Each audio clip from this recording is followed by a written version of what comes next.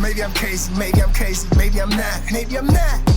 All right, thank you to Bonnie Jill Laflin for joining us on the podcast. Hey. Bonnie Jill is the first and only female NBA scout. Okay. Girl power, we love that. Also was with the Lakers for a while. She's also the co-host of KNBR's Murph and Mac show, amongst a lot. You have a very long bio. You have lots of stuff going on. NBC Sports Bay Area, Westwood One, Fox Sports, segment reporter, NBC NBA insider, but you're all things sports and the Bay. And shocking, the Warriors are back in the finals again.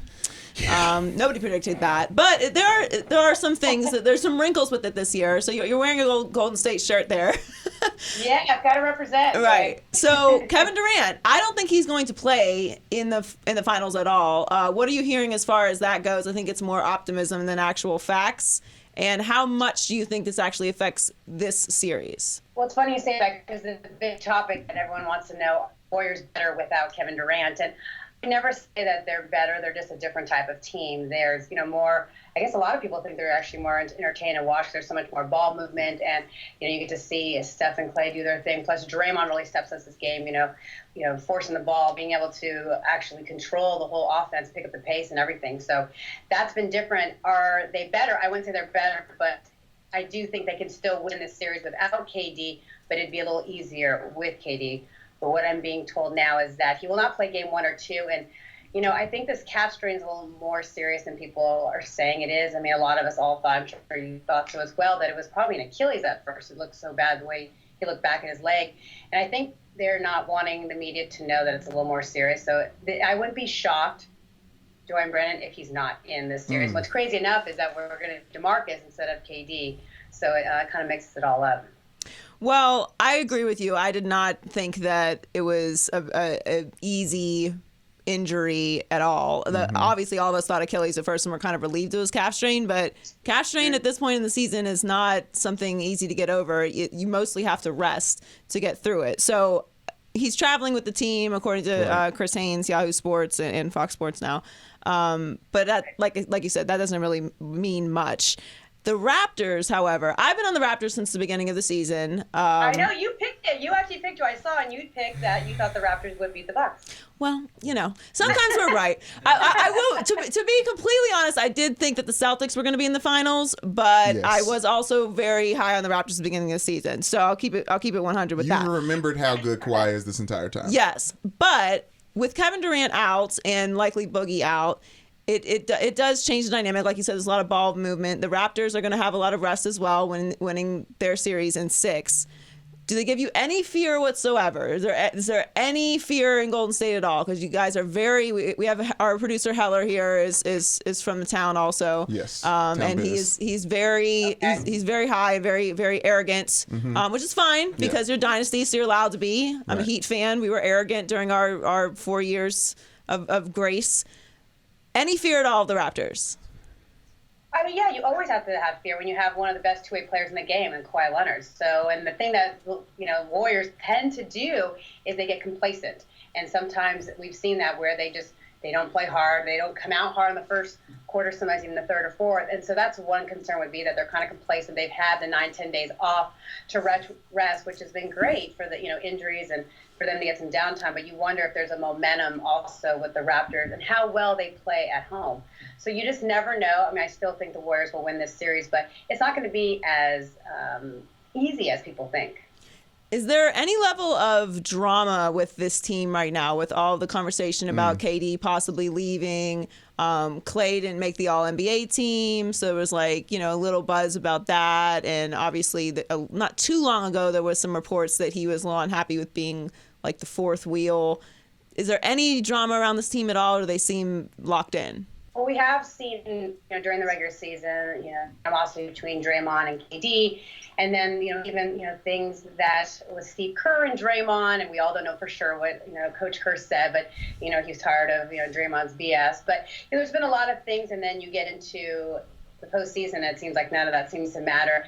It's almost like KD, now that he's not even playing, that a lot of people aren't even talking about his free agency and where he'll go, which is surprising enough. I think it's because of the fact he's not in the game, and so people are thinking, well, if he can play and actually contribute to this finals, then okay, maybe he stays. But then maybe he sees, hey, this team doesn't need me. I want to, set my sights somewhere else and be able to, have a team where I can lead them on my back and not have anyone else and be the number one guy. Well, we've seen Kevin Durant be able to step in and the Warriors behave accordingly. It doesn't really seem like it's a big step having KD in the lineup, but someone who's closer in DeMarcus Cousins, as you mentioned before, he never looked comfortable in the lineup at all. So would it even be smart to add any of these guys to the lineup once they get healthy? It seems like the Warriors work with momentum and moving the ball around. It seems like there's a different team when those superstars aren't in the lineup at all. Yeah, that's a good question, because a lot of people think the chemistry right now, you see this Death lineup and they're doing so well. With Iggy being, he does what he does. We all know during the playoffs, Iggy just explodes during the playoffs. So I don't know if you want to mess up this chemistry and even put DeMarcus in. Maybe limited minutes, put him a little bit in the first, maybe in the third. I would give him limited minutes because then you kind of wonder about foul trouble anyways with him, or him popping off, with the refs. So I don't even know at this point if you would play DeMarcus a lot. And then with KD, I really agree with you. I don't know if we're even going to see him in this series at all. Yeah, I don't think we're going to see him in this series. We talked about this a little bit last week. Where do you rank this Golden State dynasty, this current team, among the greatest NBA teams of all time? I'm a Michael Jordan zealot, so no one will ever replace. I love MJ. Will replace that for me. So I know you know then how we feel. But it's kind of getting to the point where, and I have no animosity towards Golden State. I never have, because I appreciate greatness. What can I say? And also because the Heat went through this whole phase of being hated. So I relate to what Golden State fans are going through, the whole thing about being bandwagon. Like, yes, people want to watch the best version of pro whatever it is. Right. Like, you're going to have bandwagon fans. There's nothing wrong with that. Where do you rank this team all time, though? I think I'm spoiled because I cover the team and I don't realize that I'm like watching history being made. This is a team that when we look back now, when we're older, we're going to say this is one of the best teams. You got to admit that KD and Steph are some of the best shooters you've ever seen of all time. So you're seeing that, and you're seeing, two guys that first time playoff history to have a triple-double. There's just stats like that are out there that are just, haven't been done before. So they really are their own dynasty. And of course, you have to put the Celtics up there and the Bulls and the Lakers, and maybe even San Antonio, some people would say, and then, of course, the Warriors. But I think this team, if they win this again, you've got to talk about them being one of the best of all time. I'd say it's not debatable. They are the best of all time, mainly because you talk about the Bulls team, Celtics team, all these teams that have won finals in the past. You take some key elements away from those teams, they don't win those games. You've seen the Warriors without a head coach, without Steph Curry, without KD, without Draymond, without Iggy at times, and everyone just steps up to the call. And that's why I'm saying it's the best team of all time, because you're looking and you had a sample size over many years of different versions of this exact same team, and they win regardless. Right, definitely. It doesn't matter who gets in that lineup, they're always going to produce. And, look at some of the other teams, they didn't have the, no one ever really talks about the bench, but, you look at some of the bench teams that the Warriors have had, they're not like, big name players, but they've been able to step up and been great role players, and like Iguodala or Barbosa. You look at some of the guys in the past that they've had, and they always do whatever it takes to win. And so you have to kind of put him up there now as one of the best. What is your gut feeling about what KD does? Gosh, it's tough to say. For a while, even when we would do interviews with him, it sounded like he may stay with the Warriors. Like, why would you leave this team that can continue to keep winning? But then I do think he wants to have the team. He's never really had a team on his own. But then you look at how sensitive and emotional he is. Can you really see this guy in New York with the media? No, I can't. He gets upset when, we say a couple of things, and the Bay Area is so soft. We don't really get after these guys. I can't imagine what he'll do with a couple bad games in New York. So you tend to wonder, or does he want to go to the Lakers where there's all this drama? Or, I could see him possibly going to the Clippers just because Jerry West was the reason why he signed with the Warriors. And the Clippers they're like 2 players away from, I think, winning it all. And I could really see him wanting to possibly go there because he can win. And he loves Jerry West. He loves Doc. So if he's going to go anywhere, I think he goes to Clippers. Well, but I don't know if you can see Brandon right now, but Very he's excited when you celebrating said because that. he wants him to go to the Clippers. I feel like that's the last team I want him to go to. To me, if he's going to do anything, stay in Golden State or go to the Knicks, because while the Nets are fun and I like the Nets, they're going to have to move D'Angelo Russell in order to make all of that fit, and I don't like that move because that's why the Nets are interesting right now. I understand everything you're saying about the New York media, and it's intense, and New York is just on another level with everything, how you live, your lifestyle, it just everything, because it's New York.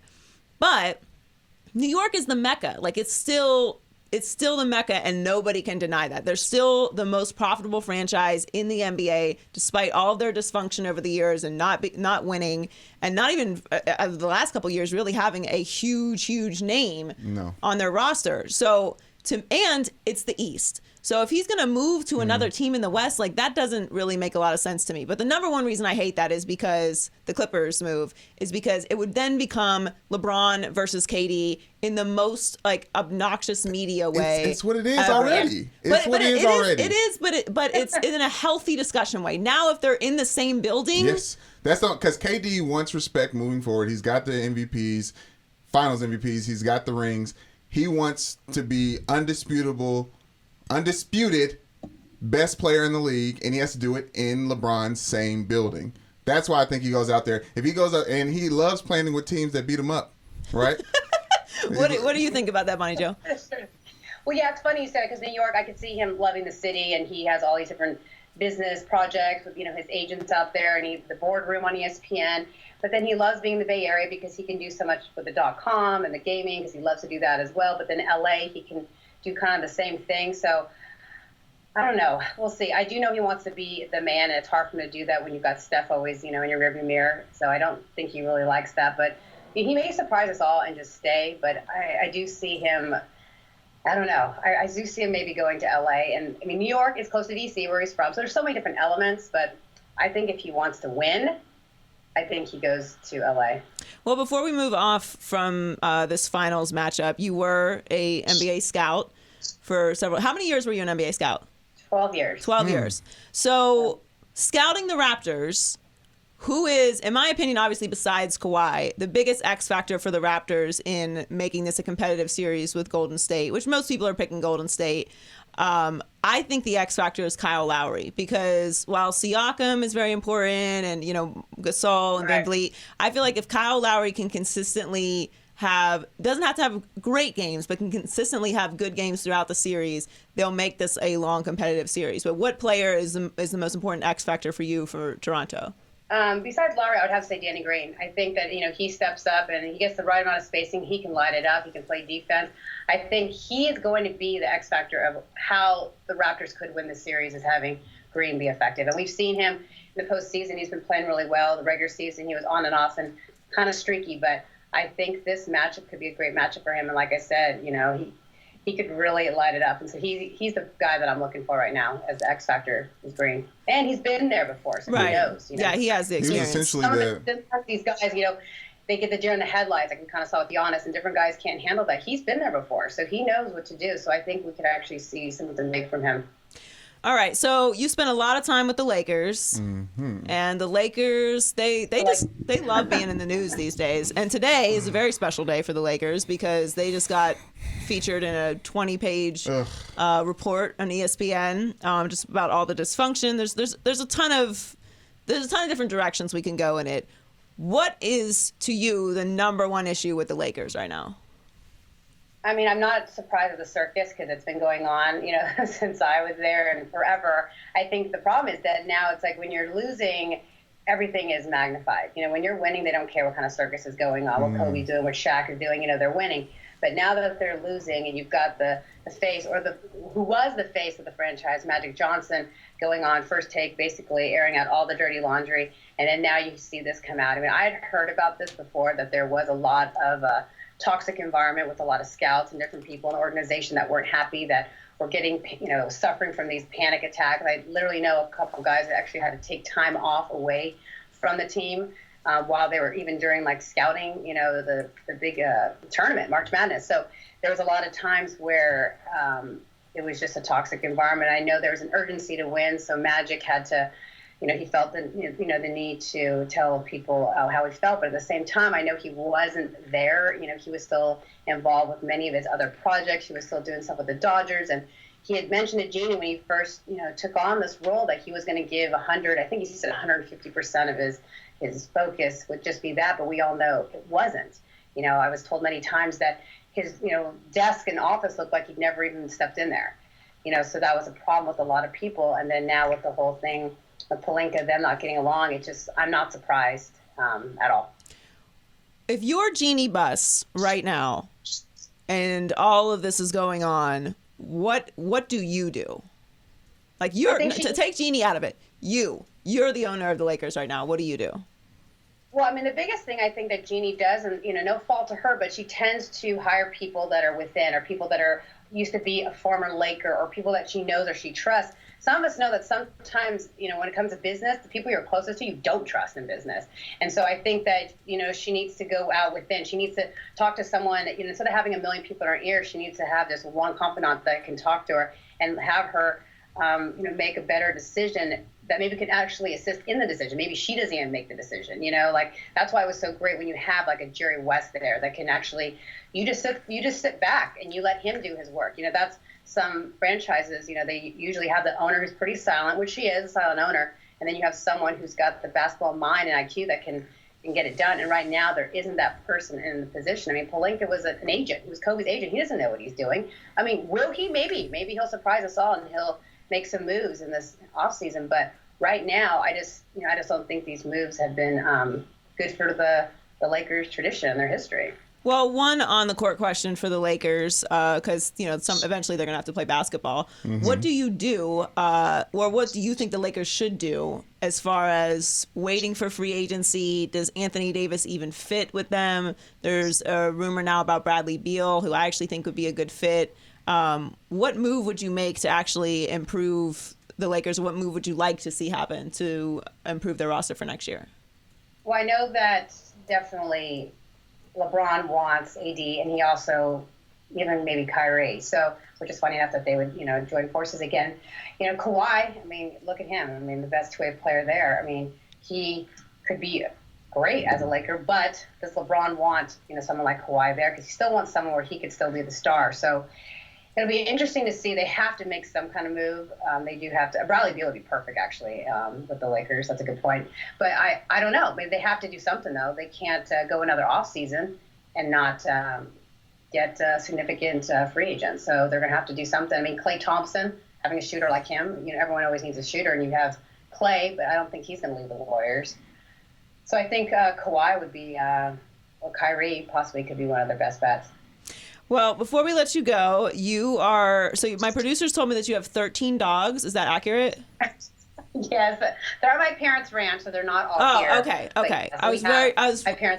my parents have 30 acres, so we have everything you can think of: horses, and cows, and pigs, and chickens, and that makes it feel much less dramatic. That doesn't sound like enough dogs, actually. Right. Yeah, 13 dogs and just a small right. That would be ridiculous. Like a hoarder.